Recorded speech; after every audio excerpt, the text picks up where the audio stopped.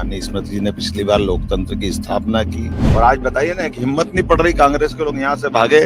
वो तो केरल तक पहुंचे और केरल से भाग करके और वापस नहीं आना चाहते, ना यहाँ रहना चाहते ना वहां रहना चाहते।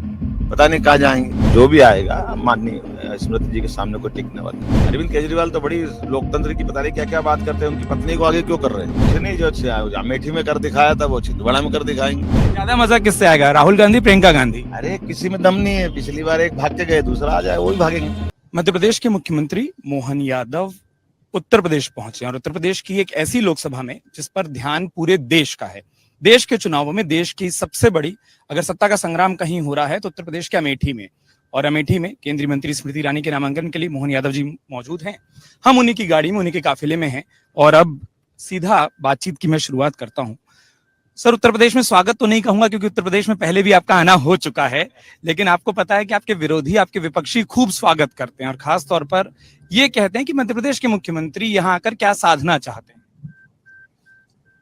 वो क्या कहते हैं मुझे मालूम नहीं, लेकिन मुझे मेरी पार्टी का काम करना है और खासकर यशस्वी प्रधानमंत्री के नेतृत्व में भारत को दुनिया का नंबर 1 देश जब मोदी जी बनाने निकले हैं, तो हम सबका फर्ज बनता है कि मतदाताओं को भाजपा के साथ करें, मोदी जी के हाथ मजबूत करें। और अमेठी जैसी जगह, यहाँ तो हमको मालूम है कि राज परिवार का कब्जा था, एक तरह से एक राज परिवार जो पीढ़ी दर पीढ़ी लोकल नेतृत्व को दबाना चाहता था। मुझे इस बात की प्रसन्नता है कि सच्चे अर्थों में माननीय स्मृति जी ने पिछली बार लोकतंत्र की स्थापना की। कोई भी कहीं से भी लड़के खड़ा होकर जीत सकता है। और ये जो मिथक बनता था कि राज परिवार एक तथाकथित जो कभी हारता नहीं था, वो यहाँ से भाग करके गए और अभी उनके पता ही नहीं चल रहा है कि वो क्या करने वाले हैं। ये डर के मारे उनकी स्थिति बहुत खराब है। आप जिनके बारे में इशारा कर रहे हैं सर, ढेर सारी खबरें ये हैं कि नामांकन के ठीक बाद, जब स्मृति जी का नामांकन हो जाएगा उसके ठीक बाद गांधी परिवार की ओर से कोई उम्मीदवार अमेठी से उनकी घोषणा हो सकती है। वो राहुल गांधी भी हो सकते हैं, वो प्रियंका गांधी भी हो सकते हैं। तो भारतीय जनता पार्टी के लिए लड़ाई कैसी होगी दोनों ही परिप्रेक्ष्य में? देखिए, भाजपा के सिपाही डरते नहीं है और स्मृति बहन हमारी पिछली बार धूल चटा चुकी है। अब ये बाद में भरे या पहले भरे, जब भरना हो तब भरे। भाजपा ने अपनी खुलेआम जनता के बीच की लोकप्रियता सिद्ध की है पिछली बार का चुनाव जिता करके। और ये वायनाड के नॉमिनेशन फॉर्म के वोटिंग तक का क्यों इंतजार करते रहिए? अगर हिम्मत थी तो पहले आके बता देते कि हम फॉर्म भरने वाले हैं। अभी भी हाँ करे ना करे, हाँ करे ना करे, लेकिन क्या चलो ये इनका मुद्दा है। जो भी आएगा माननीय स्मृति जी के सामने कोई टिकने वाला नहीं। राहुल जी के बारे में आप कह दिए, लेकिन अगर प्रियंका गांधी आती हैं, लोग कहते हैं कि उनका सियासी लॉन्च होना बतौर उम्मीदवार वो अभी तक बाकी है। अगर वो आती हैं तो क्या समीकरण कुछ बदलेंगे सर? देखिए, मैंने फिर कहा कि हमारे भारतीय जनता पार्टी के कार्यकर्ता जब चुनाव लड़ते हैं, और स्मृति जी ने तो इतना काम किया है यहाँ अमेठी में, कोई आ जाए कोई फर्क पड़ने वाला नहीं। उत्तर प्रदेश के पूर्व मुख्यमंत्री हैं और ये देखिए, जो आप अभी हाथ हिलाकर अभिवादन स्वीकार कर रहे हैं, मेरा अगला सवाल भी यही था। उत्तर प्रदेश के पूर्व मुख्यमंत्री, समाजवादी पार्टी के सुप्रीमो अखिलेश यादव ये कहते हैं कि आपको यहाँ इसलिए भेजा जा रहा है कि एक खास वोट बैंक पर, और बहुत साफ कहूं तो यादव वोट बैंक पर भारतीय जनता पार्टी सेंधमारी की कोशिश कर रही है। क्या ये समीकरण है? और इसलिए पूछ रहा हूं सर, आप आजमगढ़ भी होकर आए, वहां से भी वो सांसदी लड़ चुके हैं, उनके परिवार के सदस्य वहां से अभी भी सांसदी लड़ रहे हैं, वहां पर भी ये बात कही गई थी और आपको बखूबी पता होगा, भले आप कह लें, लेकिन खबरें खूब आप पढ़ते हैं, हमको ये पता है, अखबार खूब आप पढ़ते हैं, हमको ये भी पता है। आपने पढ़ा होगा कि अखिलेश जी ने क्या कहा था आपके पिछले दौरे पर और अब? कोई क्या कहता है मुझे इससे फर्क नहीं पड़ता है, लेकिन मैं हाँ भारतीय जनता पार्टी का कार्यकर्ता होने के नाते से भारतीय जनता पार्टी की अच्छाई मेरे समाज को भी बताता हूँ, देश को भी बताता हूँ। भारतीय जनता पार्टी वो पार्टी है जो बजाय कोई एक परिवार के आधार पर ही उसी परिवार में से वंशवरगत मंत्री बनेंगे, मुख्यमंत्री बनेंगे, सांसद बनेंगे, इसके बजाय किसी को भी मौका देती है। मेरे जैसे परिवार वालों को मौका देती है। जैसे मेरे पिताजी को सांसद नहीं रहे, मेरे भाई कोई विधायक नहीं है, कोई मंत्री मुख्यमंत्री हमारे घर से कभी बना नहीं है, लेकिन किसी को भी बना करके उनको इस तरह से पार्टी सम्मान देती है, ये तो बड़े गौरव की बात है ना। और यही पूरे देश में लोकतंत्र की स्थापना के लिए जरूरी है। आज़ादी के पहले इसी बात के लिए तो हमारे स्वतंत्रता सेनानियों ने आज़ादी का सपना देखा था। भाई हमारे यहाँ जनता की लड़ाई जनता लड़े, और जनता में से कोई भी लड़ सकता है, कोई भी चुना जा सकता है, तो क्यों कोई एक परिवार पर सीमित हो रहा है? ये जो मूल मुद्दा है तथाकथित परिवारवादी भाव का, इसी परिवारवादी भाव से तो हमारी लड़ाई है। यादव जी, उत्तर प्रदेश में तेजस्वी यादव और उत्तर प्रदेश में अखिलेश यादव और बिहार में तेजस्वी यादव, दोनों राज्यों में आपके बराबर कार्यक्रम लगे हैं। और ये कहा जा रहा है और कई विश्लेषक ये मानते हैं कि रणनीति ये है कि उत्तर प्रदेश में जो अखिलेश यादव के पास अपने समाज का वोट बैंक है और बिहार में जो तेजस्वी यादव के पास है, आपके जरिए आपको एक बड़ा चेहरा बनाकर, और इसलिए देश के दो बड़े सियासी राज्यों में आपके लगातार कार्यक्रम हो रहे हैं, उस वोट बैंक तक भाजपा पहुंचे। पहले तो आपकी जानकारी के लिए बता दूं, मैं 7 राज्यों में जा रहा हूँ, वो 2 राज्यों में नहीं जा रहा हूँ, और वो भी मेरे राज्य के चुनाव कराने के बाद। मेरे राज्य में मैं सौभाग्यशाली हूँ कि बाबूलाल जी गौर के परिवार में कोई विधायक मंत्री नहीं था। वो भी प्रतापगढ़ यूपी से गए थे, भोपाल बसे, बाद में मुख्यमंत्री बने, मंत्री वर्षों रहे। मेरे परिवार में मैं भी पुराना आजमगढ़ का निवासी हूँ, बाद में मध्य प्रदेश बिहार होते हुए हमारे परिवार पहुंचा, और आज हम वहां से अपनी जुदाई तुले हैं। तो हमारे लोगों के पीछे बात जाना चाहिए कि जिसमें क्षमता योग्यता होगी भाजपा से जुड़े। यहाँ किसी एक परिवार का ठेका नहीं है, हर एक का स्वागत है, कोई किसी परिवार से भी आ सकता है। यही बात तो इसका उदाहरण मैं अगर हूँ तो मुझे गर्व है इस बात का, और मैं किसी के सामने डंके की चोट बोलना चाहिए तो क्यों नहीं बोलना चाहिए, सबके सामने बोलना चाहिए। और ये जो भी आपने कह दिया, आप जो अपने रूट्स बताते हैं कि आजमगढ़ से एक रिश्ता है, आजमगढ़ से एक जुड़ाव है, वहां अपने कार्यक्रम किया, वो कई लोगों को तकलीफ भी देता है। अब किसी को तकलीफ दे उससे मैं क्या कर सकता हूँ भाई, मैं इसके लिए तो जवाबदार नहीं हूँ ना। मेरा ससुराल अगर सुल्तानपुर से जुड़ा हुआ है तो मैं क्या कर सकता हूँ, वो है जो है वो है ना। किसी के बारे में कोई कोई कुछ भी कहे, मैं उसके बारे में कुछ नहीं कह सकता हूँ। एक चीज आप बड़ी अच्छी कर रहे हैं, हवा का रुख भांप रहे हैं, हाथ से आप अमेठी की हवा की बाट जो हो रहे हैं। उत्तर प्रदेश, बिहार और 7 राज्यों जैसा आपने कहा वहां जाएंगे, हवा का रुख क्या कह रहा है, और थोड़ा सा जिस समुदाय का से आप जुड़े हैं लगातार, वहां की तकलीफ परेशानी लोगों ने आपको बताई होगी। और मैंने जो 2 नाम लिए, क्योंकि ये माना जाता है कि इन दोनों राज्यों में इन जातियों पर इन पार्टियों का प्रतिनिधित्व है, क्या वो तोड़ पाएंगे? वहां क्या फीडबैक है, आपसे लोग मिलते हैं, वो क्या कहते हैं? देखिए, तो सबके सामने साबित हो गया है। जिस लोकसभा में मैं आया था, वर्षों से यहाँ एक ही परिवार का कब्जा था, लेकिन जनता ने उखाड़ फेंका कि नहीं फेंका। तो ये इससे बड़ा उदाहरण क्या होगा। जो जनता की सेवा करेगा, जो जनता के बीच लोकप्रियता हासिल करेगा, निर्वाचन में वो विजय होगा। अमेठी में उदाहरण हुआ इतना बड़ा, और आज बताइए ना कि हिम्मत नहीं पड़ रही कांग्रेस के लोग यहाँ से भागे, वो तो केरल तक पहुंचे, और केरल से भाग करके और वापस नहीं आना चाहते, ना यहाँ रहना चाहते ना वहां रहना चाहते, पता नहीं कहाँ जाएंगे।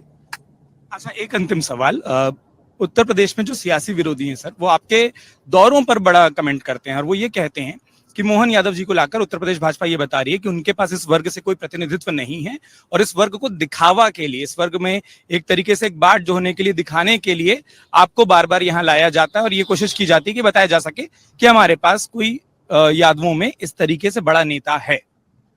देखिए, ये इसी बात का जवाब है।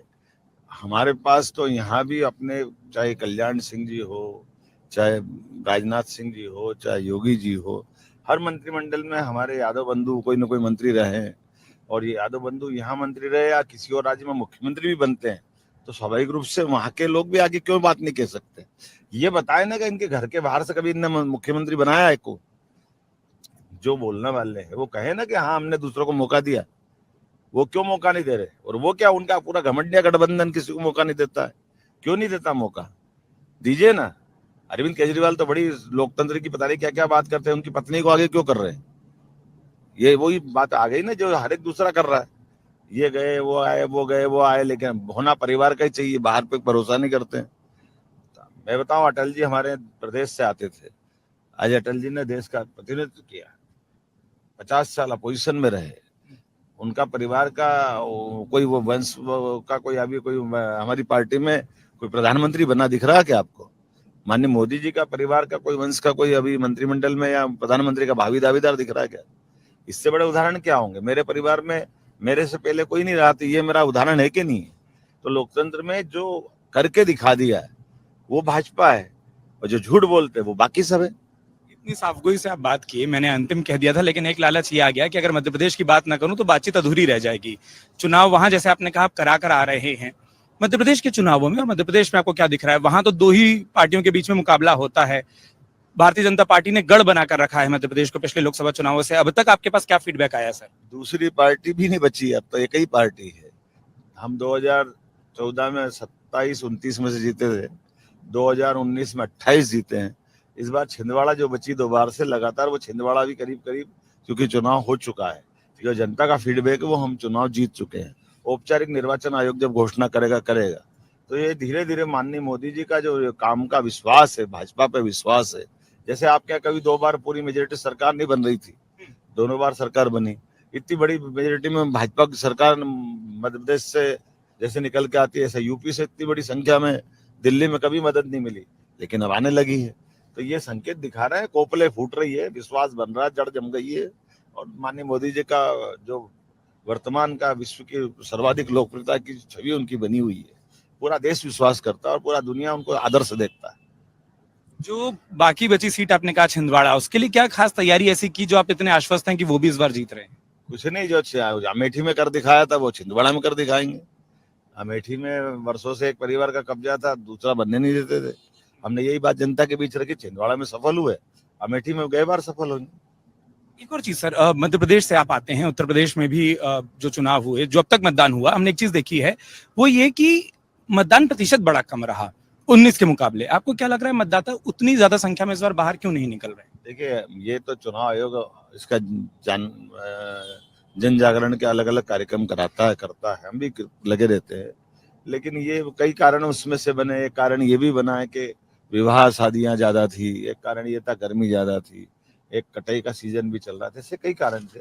लेकिन एक बड़ा कारण ये भी था कि कांग्रेस के लोग में निराशा है, कांग्रेस के लोग सामने ही नहीं आ रहे हैं। और इन्हीं तस्वीरों का मैं बार बार जिक्र कर रहा था। क्या यही वो लोकप्रियता है कि जो डॉक्टर मोहन यादव को मध्य प्रदेश के बाहर, खास तौर पर, मैं बार बार 2 राज्यों का नाम इसलिए ले रहा हूं क्योंकि उत्तर प्रदेश और बिहार में हमने एक इस वर्ग के नेताओं को उभरते और अपने ही वर्ग की बात करते देखा है। क्या आप वो स्पेस को भरने के लिए, उस स्पेस को वापस लेने के लिए, खास तौर पर इन राज्यों में और चुनावों से पहले भी दौरे करते रहे? चेहरे पर आपके भी मुस्कुराहट है सर, लोग देखने के लिए खड़े हैं, आप भी देख रहे हैं, इस बात को आप महसूस कर रहे हैं। और फिर हम नामांकन तक पहुंचेंगे। क्या आप उस स्पेस को उन विपक्षी पार्टियों से भारतीय जनता पार्टी के पक्ष में लाने वाला चेहरा है? कोई दूसरे व्यक्तियों के मन में चोर है तो वो डरे तो डरे, हम तो छोड़े चौगान आए, सबके बीच आए, जो है जो कहते हैं वो करके दिखाते हैं। और ये मोदी है तो मुमकिन है। ज्यादा मजा किससे आएगा, राहुल गांधी, प्रियंका गांधी? अरे किसी में दम नहीं है, पिछली बार एक भाग के गए, दूसरा आ जाए वो भी भागेंगे। चलिए, बहुत बहुत शुक्रिया मोहन यादव जी इस पूरी बातचीत को करने के लिए। मध्य प्रदेश के मुख्यमंत्री मोहन यादव जो लगातार कह रहे हैं कि अपने प्रदेश में छिंदवाड़ा का मैसेज दिया, बिहार की बात की, और उत्तर प्रदेश में वो साफ कह रहे हैं चाहे राहुल गांधी आए, चाहे प्रियंका गांधी आए, मुकाबला किससे भी हो। बहुत बहुत शुक्रिया सर इस लंबी बातचीत के लिए, अपना वक्त देने के लिए। अमेठी पहुंचे हैं स्मृति ईरानी के नामांकन में, रोड शो पे, उस रैली में वो रहेंगे, वो तस्वीरें भी हम आपको दिखाएंगे। लेकिन जिस एक वोट बैंक की हम बात करते हैं, सड़क के दोनों ओर लोग मौजूद, उनका अभिवादन करते हुए, अब इन सबका चुनावों पर, परिणाम पर क्या फर्क होगा 4 जून को, वो भी देखेंगे। अपने सहयोगी शामवीर के साथ उत्कर्ष चतुर्वेदी, अमेठी से, अमर उजाला के लिए। अगर आप ये वीडियो YouTube पर देख रहे हैं तो हमारे चैनल को सब्सक्राइब करें और बेल आइकन को दबाना ना भूलें। अगर आप Facebook पर ये वीडियो देख रहे हैं तो हमारे पेज को लाइक करें।